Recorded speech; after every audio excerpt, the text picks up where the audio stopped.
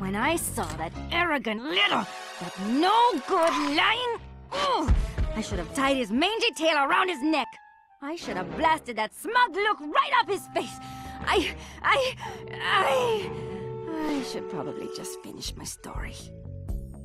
After the Cooper gang escaped at the museum, I decided to follow my nose and take a look around.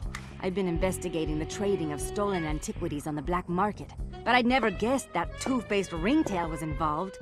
Then as I turned a corner, I was stunned to see a huge stash of stolen treasure right there in the museum. And even more shocking, Cyril Le Paradox himself unloading them. I couldn't believe it. The billionaire art collector and museum patron was behind this? I was so surprised that by the time I reacted, his goons already had me covered. Then that slimy sawed-off runt had me thrown into some vile machine.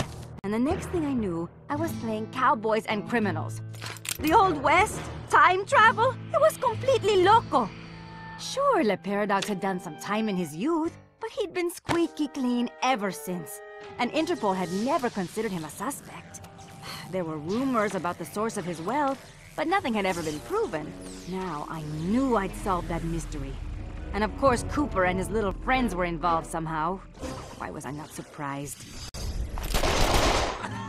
The Fleabag tried to feed me some story about having to rob the museum to save the future. But I was done listening to that liar. I needed to get back to Paris. But that toad toothpick had stolen Murray's van, and Bentley's time machine along with it. I finally cracked the case, and now I was stuck in this lousy dust bowl with the Cooper gang. I don't know what made me angrier. Not being able to bust the lowlife skunk, or being trapped here with that lying ringtail. Ooh!